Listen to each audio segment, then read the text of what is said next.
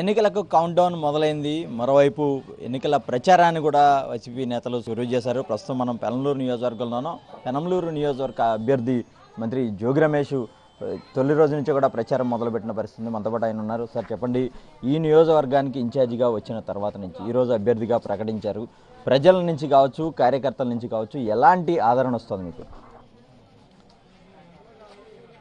అపూర్వమైన ఆదరణ.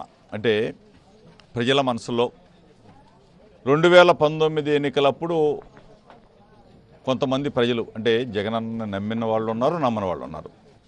ఈరోజు జగనన్న ఏ విధంగా అయితే పార్టీ చూడకుండా, కులం చూడకుండా, మతం చూడకుండా సంక్షేమ పథకాలన్నీ కూడా ఆ గడపకి అందుతూ ఉన్నాయో ఈరోజు ప్రతి ఒక్కళ్ళు కూడా ఒకటే చెప్తూ ఉన్నారు. జగనన్న ఏ విధంగా అయితే కులం చూడకుండా, మతం చూడకుండా, పార్టీ చూడకుండా పేదవాళ్ళమైన మాకు అన్నం పెడతా ఉన్నాడో ఈరోజు మేమందరం కూడా ఒక తాటి మీదకి వచ్చాం. జగనన్న పక్షాన్ని అందరం కూడా నడుస్తామని చెప్తూ ఉన్నారు.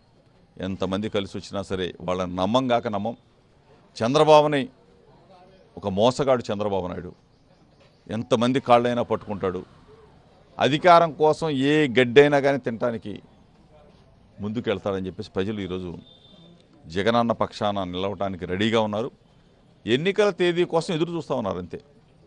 ఎన్నికల తేదీ ఎప్పుడు వస్తుందా, ఆ బూత్లోకి ఎప్పుడు వెళ్ళాలా, ఫ్యాను గుర్తు ఎప్పుడు నొక్కాలా అని చెప్పేసి అదొక్కటే 100కి 100 రూపాయలు జగనన్న చెప్తా ఉంటే వై నాట్ 175 అంటే అన్నింతే చెప్తాడులే అనుకునేవాళ్ళం. కానీ ఈరోజు తెలుస్తుంది, ప్రజల దగ్గరికి వెళ్ళినప్పుడు, ప్రజల దగ్గరికి వెళ్ళి సంక్షేమం గురించి, అభివృద్ధి గురించి మాట్లాడుతున్నప్పుడు తప్పనిసరిగా వాళ్ళందరూ కూడా ఒక్క తాటి మీదకి వచ్చారు. జగనన్న పక్షాన నిలవబోతూ ఉన్నారు. ఎన్నికలు ఈ రోజుకి ఎన్నికల సమయానికి చూస్తే దాదాపుగా 2 నెలల సమయం ఉంది. ఎలా ప్రచారం కావచ్చు, లేదంటే పబ్లిక్లోకి ఎలాంటి కార్యాచరణతో ముందుకెళ్ళబోతున్నారు? టైం ఎక్కువ ఉంది కాబట్టి మాకు కూడా మంచిదే.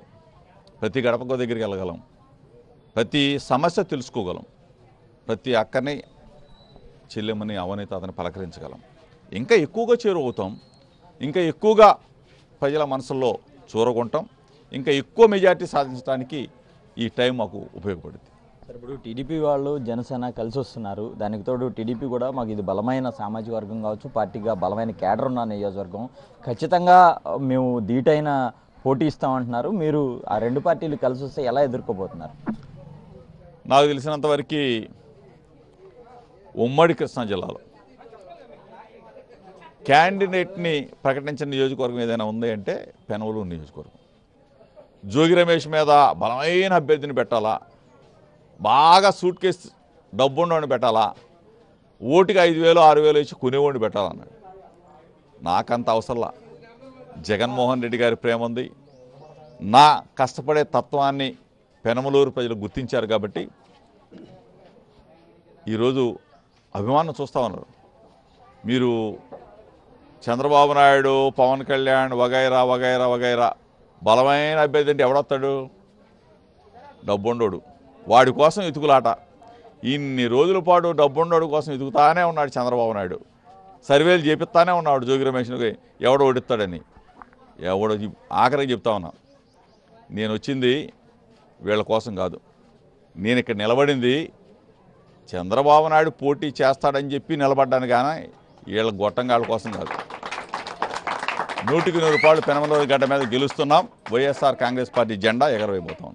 టీడీపీకి కేవలం డబ్బున్న నాయకులు కావాలి, కానీ వైసీపీలో కేవలం ప్రజల ఆదరణ ఉన్న మాలాంటి వారు చాలు. ఖచ్చితంగా పెనమలూరు గడ్డపై వైసీపీ జెండా రెపరెపలాడిస్తామని చెప్పి జోగి రమేష్ ధీమా వ్యక్తం చేస్తున్న పరిస్థితి కనబడుతుంది. కెమెరా పర్సన్ శివతో అశోక్, సాక్షి టీవీ, విజయవాడ నుంచి.